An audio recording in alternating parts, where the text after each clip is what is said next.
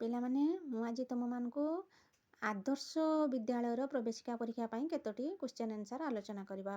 ତୁମମାନଙ୍କର ଆଗକୁ ଆଦର୍ଶ ବିଦ୍ୟାଳୟ ପରୀକ୍ଷା ଆସୁଛି ଜାନୁଆରୀ 9 ତାରିଖ ଆଦର୍ଶ ବିଦ୍ୟାଳୟ ପରୀକ୍ଷା। ସେଥିପାଇଁ ଆଜି କିଛି ପ୍ରଶ୍ନ ଉତ୍ତର ଡିସ୍କସ୍ କରିବା। ସାମାଜିକରେ କିଛି କ୍ୱେଶ୍ଚନ୍ ଆନ୍ସର୍ ଡିସ୍କସ୍ କରିବା। ପ୍ରଥମ ନମ୍ବର କହିଛି କୁମେରୁ ବୃତ୍ତ ବିଷୁବରେଖାର କେଉଁ ଦିଗରେ ଅବସ୍ଥିତ? ଉତ୍ତର, ଦକ୍ଷିଣ, ପୂର୍ବ, ପଶ୍ଚିମ। ଆର ସଠିକ୍ ଆନ୍ସର୍ ହେବ ଦକ୍ଷିଣ। କୁମେରୁ ବୃତ୍ତ ଦକ୍ଷିଣରେ ଅବସ୍ଥିତ। 2 ନମ୍ବର ସୁମେରୁ ବୃତ୍ତ ନିମ୍ନସ୍ଥ କେଉଁ ଦୁଇଟି ମଧ୍ୟରେ ଅବସ୍ଥିତ?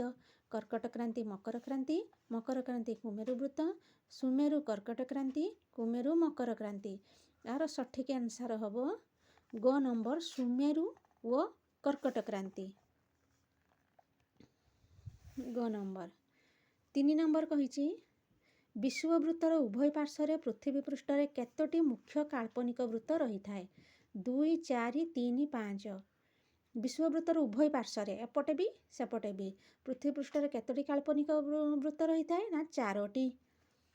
ଆମେ 4ଟି ଜାଗାରେ ଠିକ୍ ମାରିବା। ନିମ୍ନସ୍ଥ କେଉଁ ଅଞ୍ଚଳଟିକୁ ମେରୁ ଅଞ୍ଚଳ କୁହାଯାଏ? କର୍କଟ କ୍ରାନ୍ତି ଓ ବିଷୁବରେଖା ମଧ୍ୟସ୍ଥ ଅଞ୍ଚଳ, ମକର କ୍ରାନ୍ତି ଓ ବିଷୁବରେଖା ମଧ୍ୟସ୍ଥ ଅଞ୍ଚଳ, ସୁମେରୁରୁ ବୃତ୍ତଠାରୁ ସୁମେରୁ ପର୍ଯ୍ୟନ୍ତ, କୁମେରୁ ବୃତ୍ତଠାରୁ ମକର କ୍ରାନ୍ତି ପର୍ଯ୍ୟନ୍ତ।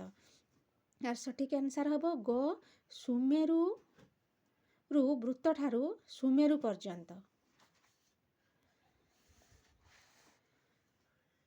କେଉଁଠି ଆମ ଦେଶ ଦେଇ ଯାଇଛି? ବିଷୁବବୃତ୍ତ, ମକର କ୍ରାନ୍ତି, କର୍କଟ କ୍ରାନ୍ତି, ସୁମେରୁ ବୃତ୍ତ। କେଉଁଠି ଆମ ଦେଶ ଦେଇ ଯାଇଛି?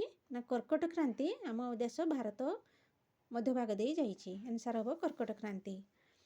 ପୃଥିବୀକୁ 2 ସମାନ ଭାଗରେ ବିଭକ୍ତ କରୁଥିବା କାଳ୍ପନିକ ରେଖାକୁ କ'ଣ କୁହାଯାଏ? ସୁମେରୁ, କୁମେରୁ, ବିଷୁବରେଖା, କୁମେରୁ ପୃଥିବୀକୁ 2 ସମାନ ଭାଗରେ ବିଭକ୍ତ କରୁଛି କିଏ? ନା ବିଷୁବରେଖା। ତେଣୁ ବିଷୁବରେଖା ଜାଗାରେ ଆମେ ଠିକ୍ ମାରିବା। ଆକ୍ଚୁଆଲି ତୁମେମାନେ ଯେତେବେଳେ ଆନ୍ସର୍ ଦେବ ପରୀକ୍ଷାରେ ସେତେବେଳେ ଏଇ ପାଖରେ ଠିକ୍ ମାରିବ ନାହିଁ। ତୁମ ପାଇଁ ଗୋଟେ ଅଲଗା ଆନ୍ସର୍ ସିଟ୍ ଥିବ, ସେଇଥିରେ ତୁମର ଧର 6 ନମ୍ବରର ଆନ୍ସର୍ ହେଲା ଖ, ତୁମେ ସେଇ ଖଟାରେ ହିଁ ଗୁଲ ବୁଲେଇବ, ତାକୁ ମାର୍କ ଚିହ୍ନ କରିବ। ଦେଖିଦେବ ପ୍ରଥମେ କ୍ୱେଶ୍ଚନ୍ ପୂର୍ବରୁ ଲେଖା ହେଇଥିବ କିପରି ତୁମେ ଆନ୍ସର୍ ଦେବ ସେଇଭଳିଆ କରିବ। ମୁଁ ଏଠି ଠିକ୍ ଚିହ୍ନ ମାରିକି ତୁମକୁ ଆନ୍ସର୍ କହୁଛି, କିନ୍ତୁ ତୁମେ କ୍ୱେଶ୍ଚନ୍ରେ ଠିକ୍ ଚିହ୍ନ ଏଠି ମାରିବ ନାହିଁ ଯେତେବେଳେ ପରୀକ୍ଷା ଦେବାକୁ ଯିବ। 7 ନମ୍ବର କେଉଁ ରଙ୍ଗଟି ସ୍ଥଳଭାଗ ଦର୍ଶାଇବା ପାଇଁ ବ୍ୟବହୃତ ହୁଏ ନାହିଁ? ହେଲା, ସ୍ଥଳଭାଗ ଦର୍ଶାଇବା ପାଇଁ ବ୍ୟବହାର ହୁଏ ନାହିଁ। ବାଦାମୀ, ନୀଳ, ସବୁଜ, ହଳଦିଆ। କେଉଁଟା ହେବ? ନୀଳଟା ହେବ। ନୀଳଟା ଜଳରାଶିକୁ ଜଳଭାଗକୁ ବୁଝାଏ, ତେଣୁ ଆନ୍ସର୍ ହେବ ନୀଳ। ଭାରତ ମହାସାଗର ଭାରତର କେଉଁ ଦିଗରେ ଅବସ୍ଥିତ? ଦକ୍ଷିଣ ଦିଗରେ। ଭାରତର ପୂର୍ବରେ କେଉଁ ଦେଶଟି ଅବସ୍ଥିତ? ପାକିସ୍ତାନ, ଭୁଟାନ, ମିଆଁମାର, ଶ୍ରୀଲଙ୍କା। ଭାରତର ପୂର୍ବରେ କେଉଁ ଦେଶଟି ଅବସ୍ଥିତ? ନା ଭାରତର ପୂର୍ବରେ ମିଆଁମାର ଅବସ୍ଥିତ। ପାକିସ୍ତାନ ପଶ୍ଚିମରେ, ଶ୍ରୀଲଙ୍କା ତ ଦକ୍ଷିଣରେ, ତେଣୁ ମିଆଁମାରଟା ହେବ। 10 ନମ୍ବରକୁ ଯିବା। ଲାକ୍ଷାଦ୍ୱୀପ କେଉଁ ଜଳଭାଗରେ ଅଛି? ବଙ୍ଗୋପସାଗର, ଆରବ ସାଗର, ଭାରତ ମହାସାଗର। ଭାରତ ମହାସାଗର 2 ଥର ଦେଇଛି, ତେଣୁ ବଙ୍ଗୋପସାଗର କି ଆରବ ସାଗର, ଲାକ୍ଷାଦ୍ୱୀପଟା ଅଛି ଆରବ ସାଗରର। 11 ନମ୍ବର ଷ୍ଟେସନରେ ପ୍ଲାଟଫର୍ମକୁ ରେଳଗାଡ଼ି କିପରି ସୁରୁଖୁରୁରେ ଆସିବ ଓ ଯିବ ତା'ର ଦାୟିତ୍ୱ କାହା ଉପରେ ନ୍ୟସ୍ତ ଥାଏ? Driver, signal man, station master, guard. 11 number ହେବ ସିଗ୍ନାଲ ମ୍ୟାନ୍। ବିମାନ ଚାଳନାର ଦାୟିତ୍ୱ କାହା ଉପରେ ଥାଏ? ଡ୍ରାଇଭର, ଇଞ୍ଜିନିୟର, ପରିଚାରିକା, ପାଇଲଟ। ବିମାନ ଚାଳନାର ଦାୟିତ୍ୱ କାହା ଉପରେ ଥାଏ? ପାଇଲଟ ଉପରେ। ପ୍ରାକୃତିକ ବିପର୍ଯ୍ୟୟ ସମୟରେ ଦୁର୍ଗତ ଲୋକଙ୍କୁ କିଏ ସାହାଯ୍ୟ କରନ୍ତି? ଶିକ୍ଷକ, ସୈନିକ, ଓକିଲ, କୃଷକ, ସୈନିକ। ନିମ୍ନୋକ୍ତ ମଧ୍ୟରୁ କେଉଁଟି ପ୍ରାକୃତିକ ବିପର୍ଯ୍ୟୟ ନୁହେଁ? ଭୂମିକମ୍ପ, ସୁନାମି, ଦଙ୍ଗା, ବାତ୍ୟା। ଆନ୍ସର୍ ହେବ ଦଙ୍ଗା। ଏଇଟା ପ୍ରାକୃତିକ ବିପର୍ଯ୍ୟୟ ନୁହେଁ। କାହାର ପ୍ରଚେଷ୍ଟାରେ ଡାକ୍ତର ଓ ବୈଜ୍ଞାନିକ ସୃଷ୍ଟି ହୋଇଥାନ୍ତି? ଏଇଟା ତ ତୁମେମାନେ ଜାଣିଛ, ଶିକ୍ଷକ। ନିମ୍ନୋକ୍ତ ମଧ୍ୟରୁ କେଉଁଟି ଯୋଗାଯୋଗର ମାଧ୍ୟମ ନୁହେଁ? ଯୋଗାଯୋଗର ମାଧ୍ୟମ ନୁହେଁ। ଦୂରଦର୍ଶନ, ଡାକ, ସମ୍ବାଦପତ୍ର, ବିମାନ। କେଉଁଟା ହେବ? ବିମାନ।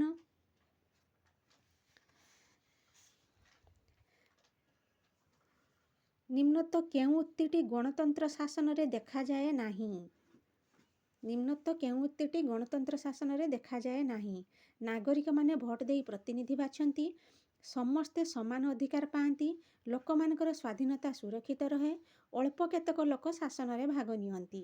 ଆନ୍ସର୍ ହେବ ଅଳ୍ପ କେତେକ ଲୋକ ଶାସନରେ ଭାଗ ନିଅନ୍ତି।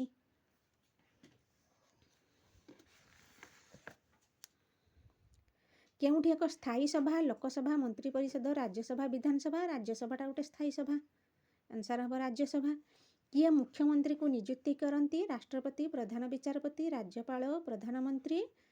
କିଏ ମୁଖ୍ୟମନ୍ତ୍ରୀକୁ ନିଯୁକ୍ତ କରନ୍ତି? ରାଜ୍ୟପାଳ। ନିମ୍ନୋକ୍ତ ମଧ୍ୟରୁ କିଏ ନୌବାହିନୀର ମୁଖ୍ୟ? ପ୍ରତିରକ୍ଷା ମନ୍ତ୍ରୀ, ପ୍ରଧାନମନ୍ତ୍ରୀ, ରାଷ୍ଟ୍ରପତି, ଉପରାଷ୍ଟ୍ରପତି? ନୌବାହିନୀର ମୁଖ୍ୟ ହେଲା ରାଷ୍ଟ୍ରପତି। ସେ ତିନି ବାହିନୀର ମୁଖ୍ୟ, ନୌବାହିନୀ, ସ୍ଥଳବାହିନୀ, ଆକାଶ ବାହିନୀ, ସବୁ ତିନି ବାହିନୀର ମୁଖ୍ୟ ହେଲେ ରାଷ୍ଟ୍ରପତି। ତାପରେ କ୍ୱେଶ୍ଚନକୁ ଯିବା।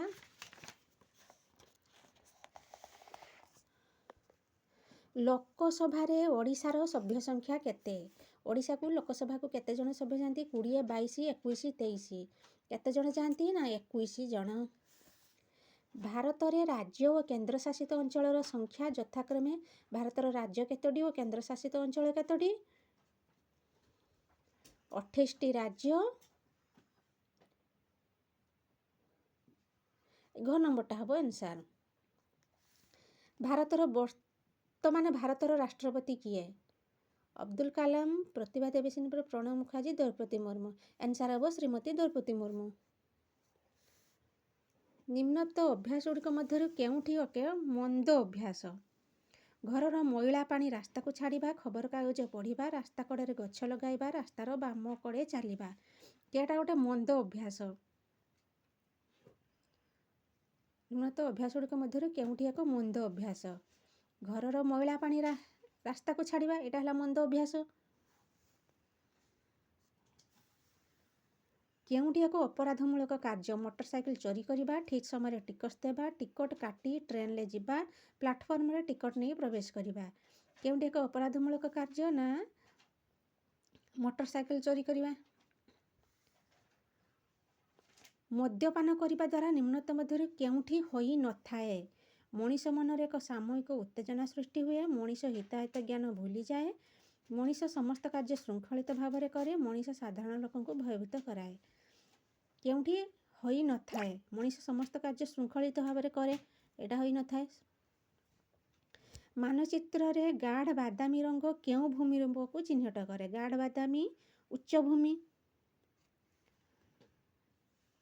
ନଦୀ ଗୁଡ଼ିକ ମଧ୍ୟରୁ କେଉଁଠି ଆରବ ସାଗରରେ ପଡ଼ିଛି? ନର୍ମଦା, କୃଷ୍ଣା, କାବେରୀ, ଗୋଦାବରୀ।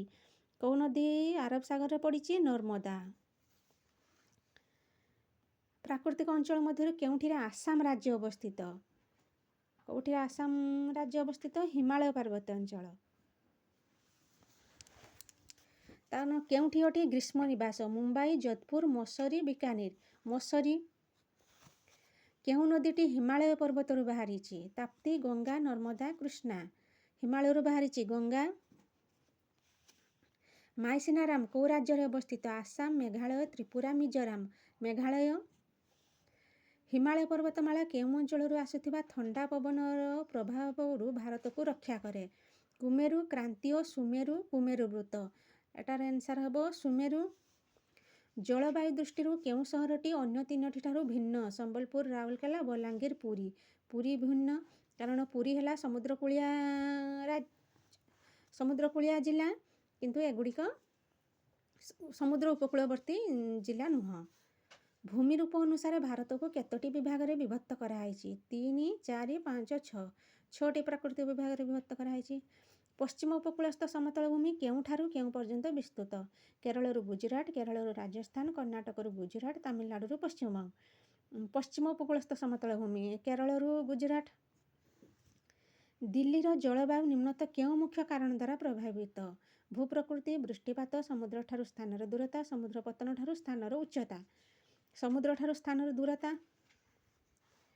କେଉଁ ରାଜ୍ୟଟି ଦକ୍ଷିଣସ୍ଥ ମାଳଭୂମିର ଏକ ଅଂଶ ନୁହେଁ? ଦକ୍ଷିଣସ୍ଥ ମାଳଭୂମି ବିହାର, ଓଡ଼ିଶା, ଝାଡ଼ଖଣ୍ଡ, ଛତିଶଗଡ଼। ଦକ୍ଷିଣସ୍ଥ ମାଳଭୂମି ବିହାର। କେଉଁ ରାଜ୍ୟଟି ଚନ୍ଦନ କାଠ ପାଇଁ ପୃଥିବୀ ପ୍ରସିଦ୍ଧ? କର୍ଣ୍ଣାଟକ। ଭାରତ ନିମ୍ନ କେଉଁ ରାଜ୍ୟରେ ହେନ୍ତାଳ ବନ ଦେଖାଯାଏ? ହେନ୍ତାଳ ବନ ଓଡ଼ିଶାରେ ଦେଖାଯାଏ ଭିତରକନିକା ଠାରେ।